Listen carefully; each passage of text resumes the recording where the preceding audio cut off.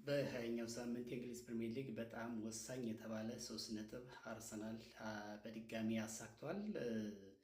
እንግዲህ በርንማውዝ ለአርሰናል ምን ያህል ፈታኝ ቡድን እንደሆነ ከጨዋታው በፊትም ስንለው እንደነበረው ተመልክተነዋል። እንግዲህ አይተነዋል በምን ያህል መንገድ አርሰናል መፈተን እንደቻለ።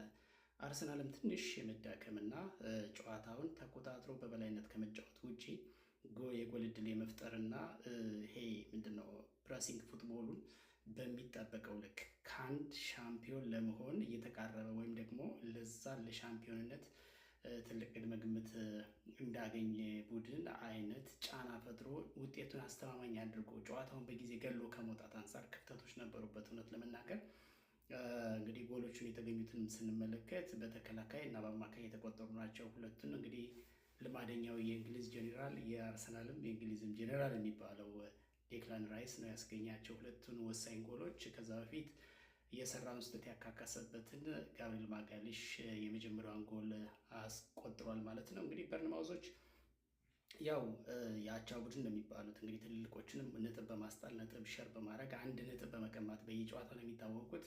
ለአርሰናል ደግሞ እስከ ማሸነፍ ድረስ ያላቸውን ታሪክ ከጨዋታው በፊት በሰራነው ቪዲዮ ጠቅሰናል እና ቀላል የሚባሉ ቡድኖች አይደሉም፣ ቡድን አይደለም በርንማውዝ። ለምሳሌ በ2004 በ2025 አርሰናልና አሸንፎታል። ለዋንጫ ከሚያደርገው ጉዞ ካደናቀፉት የእንግሊዝ ፈታኝ የሆኑ ክለቦች መካከል አንደኛው ነው በርንማውዝ። እንግዲህ በዚህም ጨዋታ በጣም ፈትኖታል ሊባል የሚችለው አርሰናልን ምናልባትም ነጥብ ሸር ሊያደርገው ወይም ሊያስጥለው የሚችልበት እድልም ነበረ።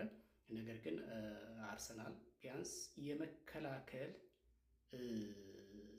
ቁመናው እየተመለሰለት እንደሆነ እያየን ነው። ያው የጋብሪኤል እና የሳሊባ ጥምረት ካለ ሁልጊዜ አርሰናሎች ያው ኮንፊደንሻል ናቸው።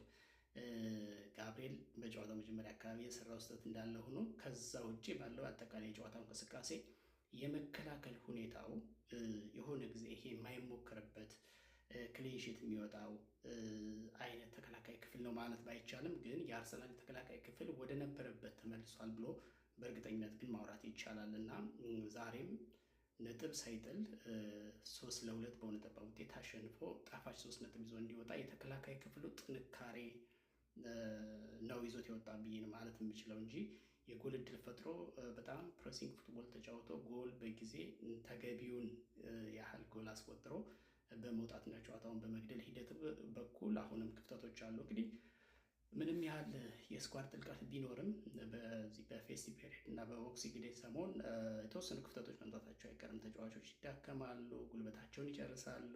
እንደዚህ አይነት ነገሮች አሉ እና በጨዋታ ታይት በሆነ ፕሮግራም ላይ እንደዚህ አይነት መዳከሞች ይታያሉ።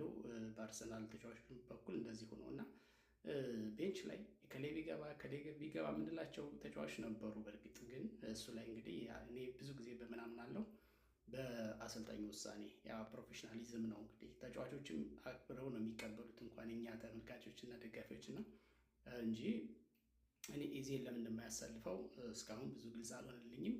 ሌሎችም እንጠራቸው ቤንች ላይ የተቀመጡ ተጫዋቾች አሉ። ስለዚህ መተካካት በኩል ትንሽ ክፍተት ያለ ይመስላል። ለማንኛውም ለአርሰናል 3 ነጥብ ነው በጣም አስፈላጊው።